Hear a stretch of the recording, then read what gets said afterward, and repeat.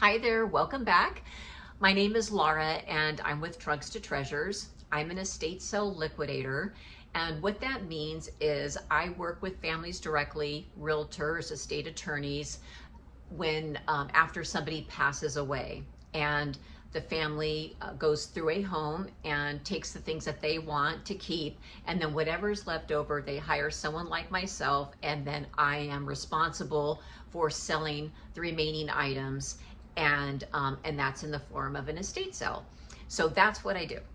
And I started my business back in 2010. I technically didn't start the business itself, but I became introduced to this world of estate sales through a friend. And I'm just going to call her B because that's what I call her, but that's short for her real name. But anyway, so one day, my friend B called me and she said, hey, there's a house in North Hollywood, and I am being asked to completely clear it out, and it's kind of a crazy environment, a crazy situation, and I thought you would be really interested in taking a look and maybe being interested in helping me. And so it's like, yeah, for sure. So this was a home of a hoarder, and I had never seen anything like this, never really heard about this type of thing. I know the term hoarder, but this was before the show Hoarders came out. And to this day, I've never watched a single episode because I lived that for so long when I was, working in this house, that I like to see it. Like, no, zero interest. But anyway, so my friend B takes me to this house, and it's a tiny little house in North Hollywood, maybe about 1,000 square feet, 1,100 square feet, a pretty small home. And let's just say that to enter the home was almost impossible.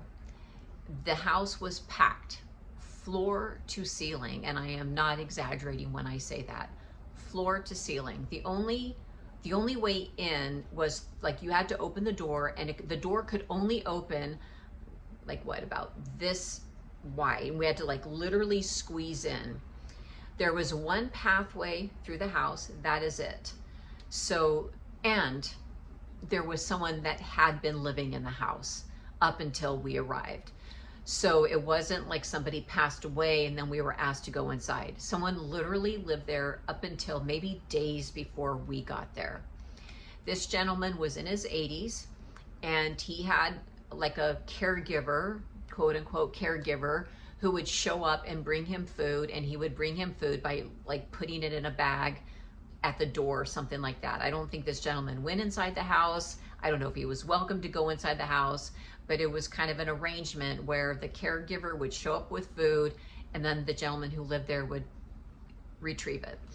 So what ended up happening is the gentleman who lived in the home, he had fallen and he couldn't get up, and he had no way of getting help, and eventually the fire department was called, and the only way they were able to get him out of the house, because it was so packed, was the firemen entered the home. They found him toward like the back of the house. They had to wrap him like a mummy, and then they literally had to kind of hoist him and kind of hand him off, because there was no room to navigate in this home. So they had to go over the tops of everything in this house. And then that's how they got him out of there. This gentleman then went into like some sort of nursing facility or assisted care, but he was horribly sick, and I don't really think he came out of the state of the medical issues that he was having. I visited him once, and then he died shortly after that. So getting back to the house, we were then asked by the caregiver, who was also the power of attorney, to just get everything out of the house so that he can, do some upgrades and renovations and get this house rented out. So that's how it all got started. But let me just kind of give you a peek into this world that we would enter in almost on a daily basis. So B and I agreed to that we would want to do this. It seemed really fun. It just really ignited that whole treasure hunter mentality. But let me just briefly tell you what the conditions of the home were. So the home was filled with mold. There was no more plumbing. Even while this gentleman lived there, there was no plumbing, and there hadn't been for some time. So the smell was kind of off the charts horrible. Floor to ceiling, like I said, and there was hardly a pathway to get in and out of this house. Then there was the kitchen. The kitchen in itself was something that was beyond anything we could even process. So we left that entirely alone because we just couldn't deal with it. It was really gross. There was food that had been there forever. Many times in a hoarding situation like this, everything that's been eaten, not eaten, anything that's in a kitchen never gets put away, doesn't get thrown out. It just kind of builds and builds and builds. And that was the situation with this house.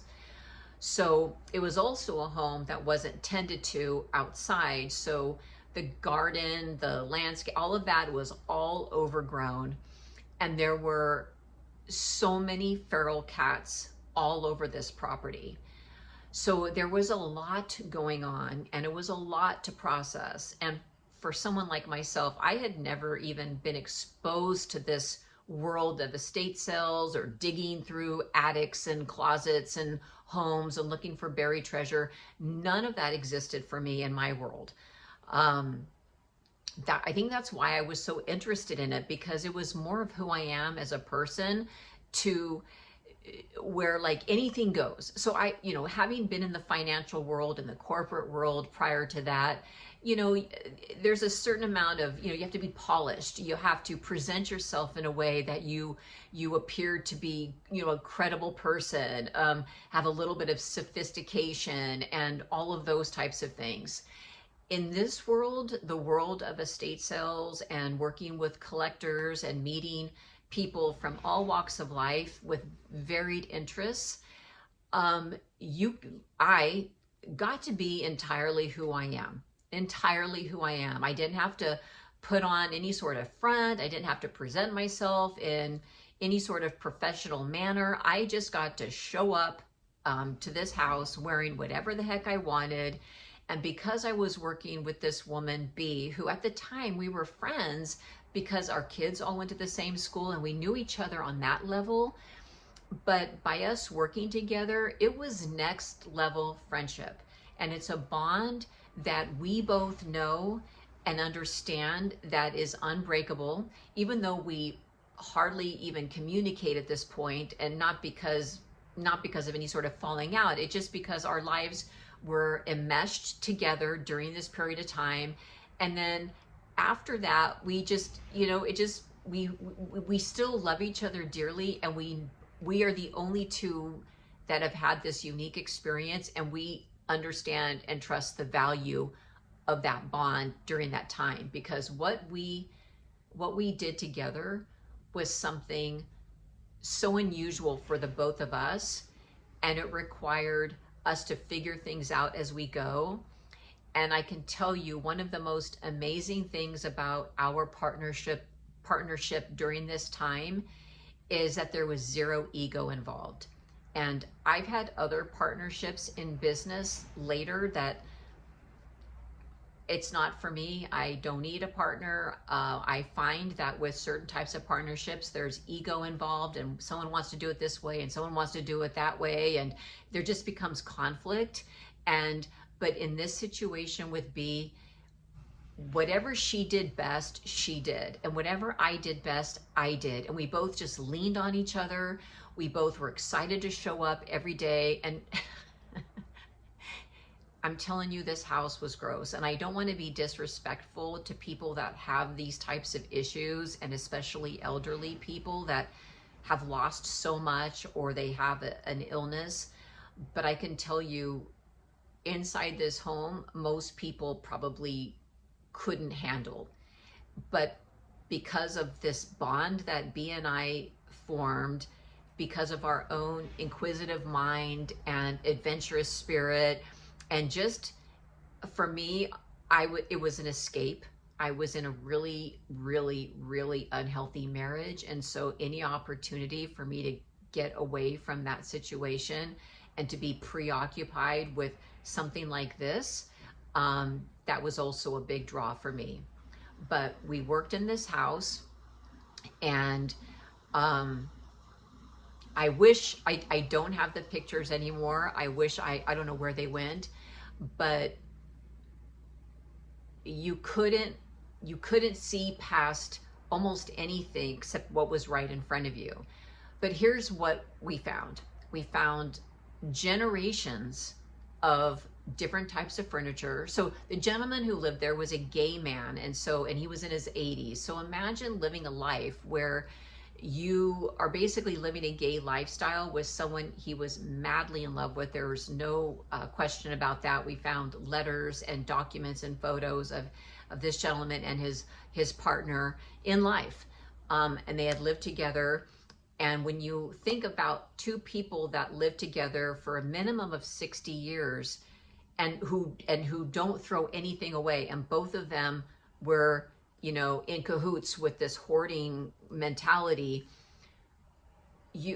when you have people that have collected for 60 plus years or not thrown anything away for 60 plus years, and they have varied interest, you see the generational aspect of what their interests were. So different styles of furniture, different hobbies that they had, different types of things that they like to collect.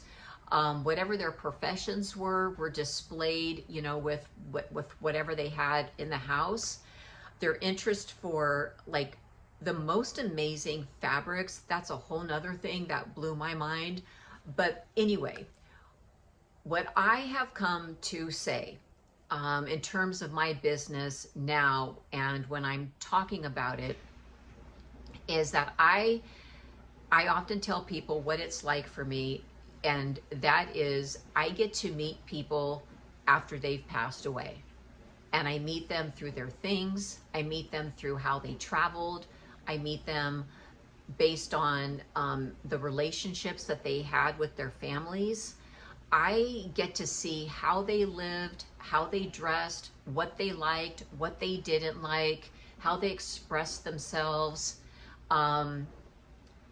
through their clothing, their jewelry, their decor, their hobbies. Again, all of this stuff tells a story. And I don't know if I get it right at all. I just know that I'm putting together a storyline as I go through and see all of these things and kind of piece it together. And it's a world and a life I get to step into for a period of time. I can probably see the best and the worst in people through this process.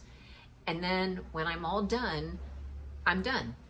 And it becomes a chapter to a book that I think I'm just writing in my head. And it's just that one slice of life through the experiences I have in these homes. So this one home, we call it the hoarding house. We call it the HC house as well. We referred, B and I have always called it the HC house, the Hotel California house. Once you check in, you don't want to leave. It was kind of that vibe. It had its challenges.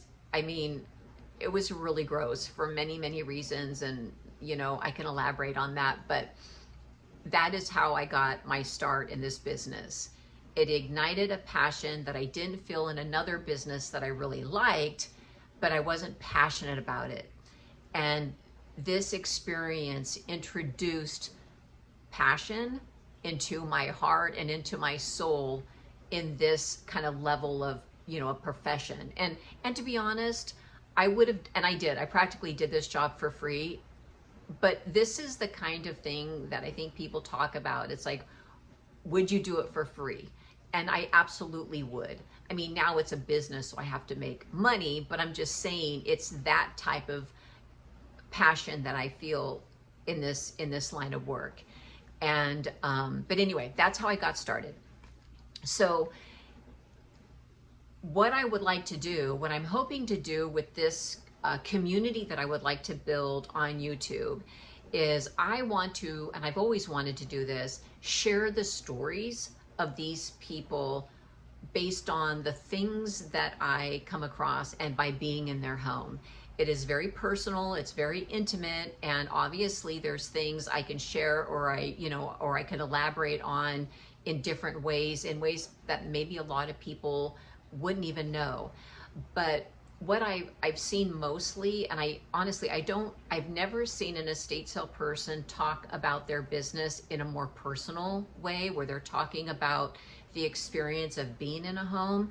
I've created many reels and I've done many stories on Instagram where I'm kind of showcasing items. I'm showing before and after.